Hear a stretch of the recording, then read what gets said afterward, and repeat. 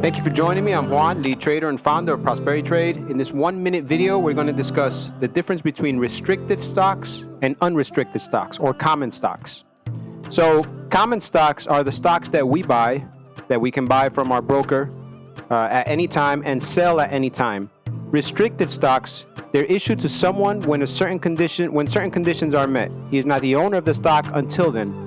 An example of that would be in a corporation when they offer stocks to directors and senior executives. So these are stocks that they can't sell, but are theirs once the conditions are met. So those are the two types of stocks, common stocks and restricted stocks. That was a 1-minute lesson with Prosperity Trade. Thank you for joining us, and see you on the next 1-minute lesson.